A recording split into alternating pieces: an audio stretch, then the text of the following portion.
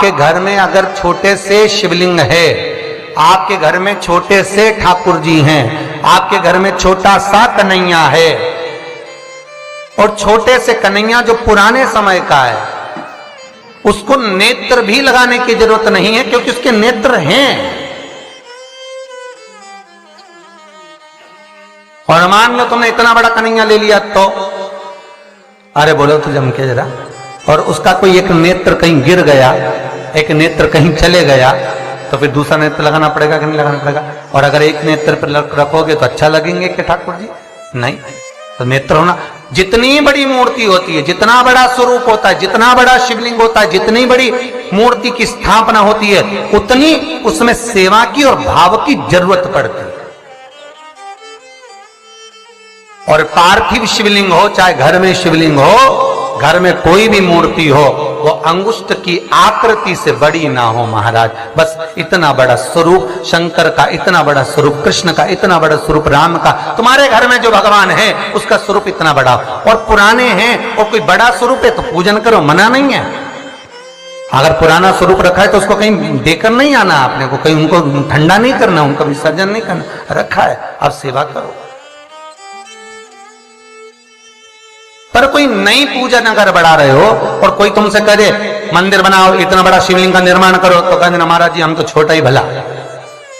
बच्चा जितना छोटा होता है उसको खिला दो, पिला दो, झूले में पटक दो, फिर टाइम पे पहुंचो, झूले में से उठाया, फिर दूध पिलाया, फिर पटक दिया, एक छोटा सा झुनझुना पकड़ा दिया, खेलता रहा। और वही बच्चा जब बड़ा हो गया तो कहीं इधर भगे कहीं उधर भगे, बेचारी माँ आई थी शिव पुराण सुनने के लिए और बेटे ने कार्तिक पुराण सुना दिया, तो कोई सुन पा रहा?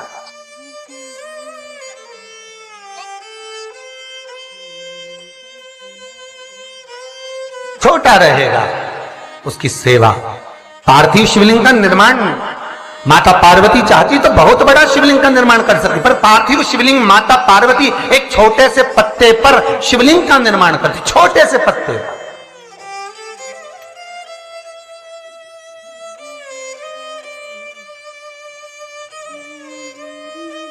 महाराज ध्यान दीजिएगा, एक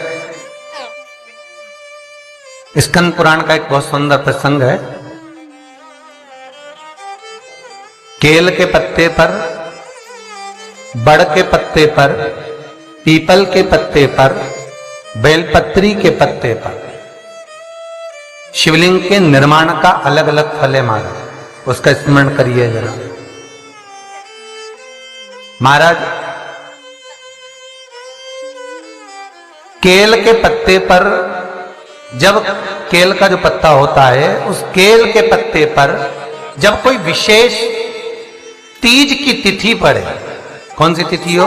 तीज हो, जैसे हरतालिका तीज हो, कोई छोटी तीज, बड़ी तीज, और यदि आप तीज के दिन केल के पत्ते पर शिवलिंग का निर्माण कर कर उसकी पूजन अर्चना करते हैं, उसका स्मरण कर कर रात होने से पहले विसर्जन करते हैं, तो नारी की अखंड सौभाग्यता रहती है। दूसरा क्रम, बड़ के पत्ते पर जो शिवलिंग का निर्माण करा जाता है वो दोपहर के समय के बाद, जो समय 4 बजे से लेकर 6 बजे तक रहता है, बड़ के पत्ते पर उस शिवलिंग का निर्माण करा जाता है, छोटे से पार्थिव शिवलिंग का। ये काय के लिए होता है? तो कहा ये रोग मुक्ति के लिए होता है। कोई व्यक्ति बहुत रोगीला है और एक रोग के साथ उसके 4-4 रोग घिर रहे हो, मान लो उसको शुगर भी है, बीपी भी है, ये भी है, वो भी है, और उसको वो चीज, मान लो कोई व्यक्ति है उसका ऑपरेशन होने जा रहा है, एक सहज भाषा में लीजिए, और उसका बीपी ऊंचा नीचा हो रहा है, उसकी शुगर ऊपर नीचे हो रही है, तो क्या करना है अपन को?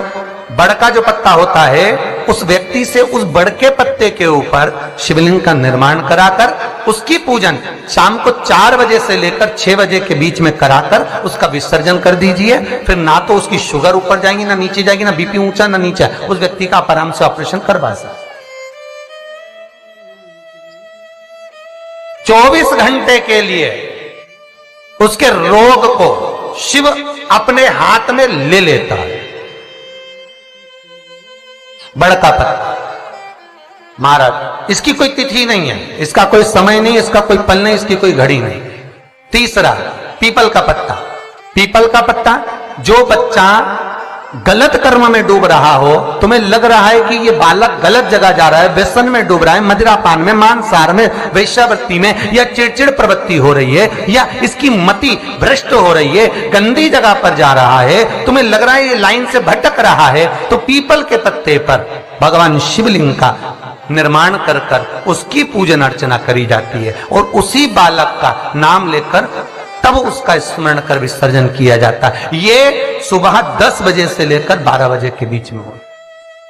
कोई भी तिथि, कोई भी दिन, कोई भी बात, कोई भी समय, कोई भी तिथि पर समय एक निश्चित है, सुबह 10 से 12। महाराज चौथा क्रम कहा है, बेलपत्री के पत्ते की मध्य भाग। आप विचार करिएगा, बेलपत्री का पत्ता कोई इतना बड़ा तो होता नहीं, बेलपत्री का पत्ता होगा ज्यादा से ज्यादा एक हथेली के बराबर होगा, और बड़ा होगा तो और ज्यादा बड़ा होगा पत्ता। तो बेलपत्री के मध्य भाग में, बेलपत्री के बीच वाले भाग में महाराज, जिसका व्यापार नहीं चलता, व्यवसाय नहीं चलता, कोई काम आज की जगह कल हो रहा है, कल की जगह परसों हो रहा है, और काम जरूरी में होना चाहिए, या व्यापार कुछ दिन चल के बंद हो गया, कोई नया लाइन पकड़ रहे हो, नया व्यापार करने जा रहे हो, नया कोई काम करने जा रहे हो, तो बेलपत्री के मध्य भाग पर शिवलिंग का निर्माण करा जाता है। अब विचार करिएगा, जब बेलपत्री का मध्य भाग कितना बड़ा होगा, और उस पर शिवलिंग बनाना, तो एक छोटा सा शिवलिंग का निर्माण। मध्य भाग में शिवलिंग का निर्माण महाराज, ये केवल शिवरात्रि के दिन होता है। 12 महीने की जो भी शिवरात्रि हो, किसी भी शिवरात्रि पर आप उस बेलपत्री के मध्य भाग पर शिवलिंग का निर्माण कर कर अपना पैसा अगर डूब भी गया है, उसको पाने के लिए, अपने धन को वापस लाने के लिए आप इस शिवलिंग का निर्माण कर कर आप इसका विसर्जन कर सकते हैं। अब इसकी समय सीमा कुछ भी नहीं, बस सूर्य अस्त होने से पहले इसका निर्माण हो और इसका पूजन होकर स्कंद पुराण और लिंग पुराण के अंतर्गत इसका भाव है। जी बाबा जो नाथ द्वारा में विराजते हैं, कहां रहते थे?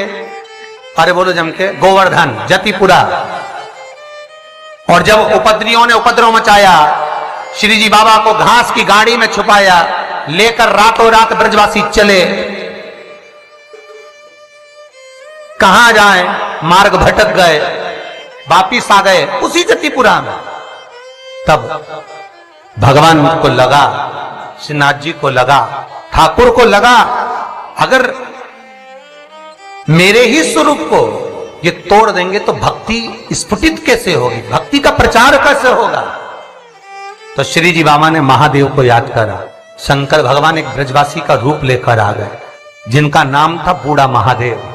आज भी नाथ द्वारा में सारे ब्रजवासियों के साथ में भगवान घास की बैलगाड़ी के आगे शंकर भगवान बूढ़ा महादेव बनकर एक मसाल हाथ में लेकर, एक डंडे को हाथ में टिकाकर, और मेरे शंकर आगे आगे बैलगाड़ी के चलते रहे और ब्रजवासी सब पीछे पीछे चलते रहे। सारे ब्रजवासी जो साथ में जाने वाले वो पीछे पीछे सब दूर घूम लिए। तब श्री जी बाबा ने बैलगाड़ी में से झांक कर बूढ़े महादेव को देखा जो आगे चल रहे थे। उनको देखकर कहा, कहां रुकना है? बूढ़ा महादेव कहते हैं, बस यहीं रुकना है, बस यहीं। आज भी नाथ द्वारा में बूढ़ा महादेव है, और नाथ द्वारा में श्रीनाथ जी का दर्शन करने जाओ तो बूढ़ा महादेव का जरूर दर्शन कर कर आना, नहीं तो श्री जी बाबा राजी नहीं होते, भले तुम परम भगवती वैष्णव क्यों ना हो। कई लोग कहते हैं हम शंकर जी के मंदिर नहीं जाते, पर जब तक नाथ द्वारा में जाओ और बूढ़ा महादेव का दर्शन ना करो तो श्रीनाथ जी प्रसन्न नहीं होते। जैसे तिरुपति गए, तिरुमाला में दर्शन करे वेंकटेश भगवान के, और कपिलेश्वर नहीं गए तो भगवान नारायण प्रसन्न नहीं होते। उसी तरह मेरा बूढ़ा महादेव आज भी वहां पर विराज, जो श्रीनाथ जी को नाथ द्वारा तक ले गया।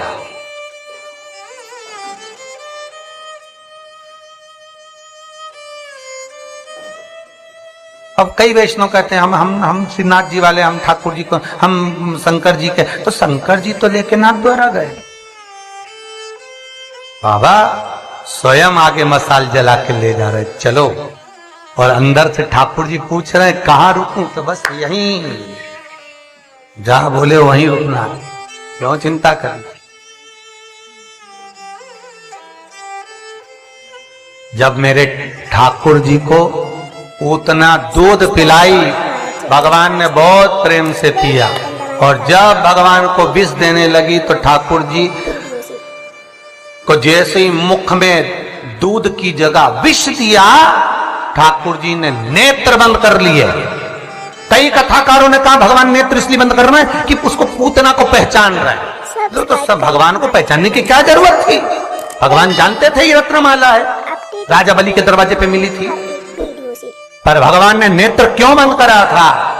शिव महापुराण की कथा कहती है भगवान नेत्र बंद कर कर पूतना के स्तनों का दूध मुख में रहकर भगवान नेत्र इसलिए बंद करे थे कि शंकर जी को याद कर रहे थे कि हमने तो हमेशा अमृत पिया है, विष तुम्ही ने पिया है, ये मुझे विष पिलाने आई, जल्दी से आओ और मेरे कंठ पर बैठ जाओ। और शंकर भगवान आकर कृष्ण भगवान के कंठ पर बैठ गए और सारा विष शिव पी गए।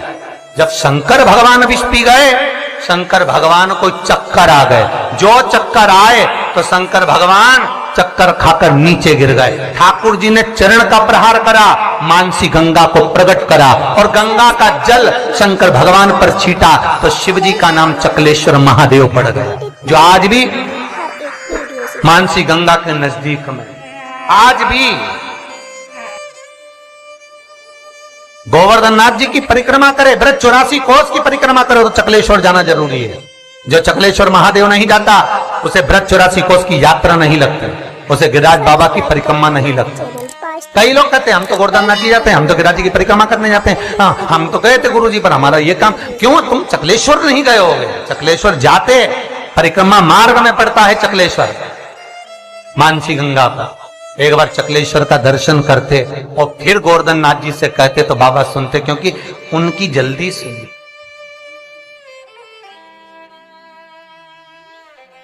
जल्दी सब्सक्राइब करें हमारा channel Vastu facts, bell icon दबाएं ताकि आप सुना जा हमारे हर एक वीडियो से। हम उसको ज्ञात नहीं कर पाते।